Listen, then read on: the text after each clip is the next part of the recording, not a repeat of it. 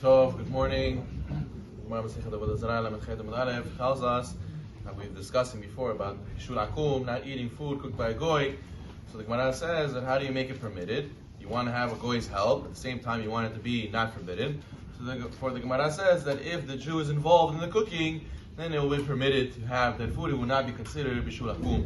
The Gemara gives a case where the Jew put on the food on the fire. The Jew put on the food on the fire, and only later the goy got involved to make sure that it doesn't burn and to finish the cooking. Then there'll be a case will be permitted even though you have the goy's involvement. The Rishonim, quoted by the Bet Yosef, namely the Rambam, the Ramban, the Rabbi Zino, the Rivash, they all explain from this Gemara that the permission, what makes something Bishul Yisrael, is placing the food on the fire, and that's it. That's basically what we see from the Gemara. However, in the Darkei Moshe in Siman Kuf Yud Gimal, he quotes from the Trumat Hadeshen, who says that the Minhag Ashkenaz was to permit the stoking of the fire. If the Jew just takes the coals or takes the wood and shakes it up, makes the fire grow, turns on the fire, then there'll be a case of also Bishul Yisrael. And that's the famous Minhag Ashkenaz, that they permit that the Jew turns on the fire, and then the goy can put on the food and take care of it, do whatever he wants, and that, according to the Ashkenazim, is considered Bishul Yisrael.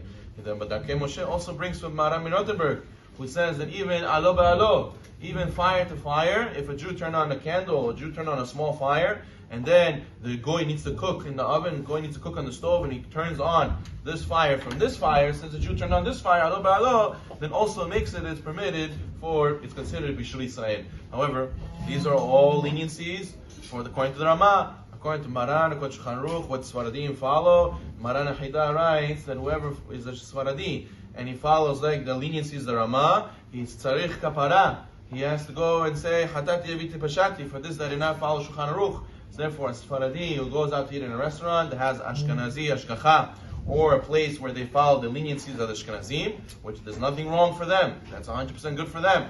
But for a Sephardi, he's not allowed to order food if he does not ask for Bishul Yisrael Sephardi. What does that mean? It means that he's asking the Mashgiach should go and put the food on the fire, not just to rely on this that they turned on the fire. You have to go ask for Rabbi cook. Rabbi should cook the food. So therefore, that's important according to Sephardim. In order that you should not be eating Bishul Akum. You should not be eating food cooked by a goy. Now, this also has another problem, because Shulchan Aruch writes, Siman Kuf Yud Gimal Sif Tet, he talks about ma'achar ben trusai. You could have something that's cooked. What if you have a goy cooked the food partly, and then the Jew took over afterwards? If the food was already cooked, basically edible, to the point where it's edible, the Shulchan Aruch says that the third way cooked, if it's a third way cooked by the goy, it does not help afterwards that the rabbi gets involved and cooks the food the rest of the way. So therefore, the person has to realize in a lot of restaurants, they do pre-cooked. They do a lot of pre-cooking the food. So therefore, if you have pre-cooked food by a goy already one time, it does not help that when you order it, you ask the rabbi to cook it because it was already cooked more than a third of the way by the goy. So therefore, it's already Bishul Akum according to Sephardim. But according to Ashkenazim, pre-cooked is fine because the Jew turned on the fire. So therefore, these are things that a person has to remember. The Minhat Asher, interesting, Rav Asher Weiss, he writes about shawarma.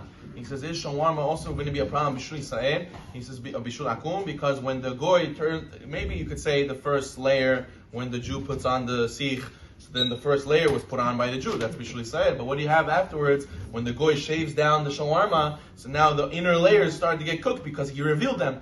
But he gives a hidush that the grama, that indirectly causing the meat to be cooked, is not considered enough to make it Bishul Akum. And he says by shawarma, just because the goy shaved off the top layer, now the under layer will get cooked, it's not considered Bishul Akum. But a person has to make sure to go and find out if it's pre-cooked. It's not going to help to ask the rabbi to cook it. He has to make it fresh. And on top of that, you have to ask, please have the rabbi cook and put the food on the fire. It's not enough for Sephardim that the Jew turn on the fire.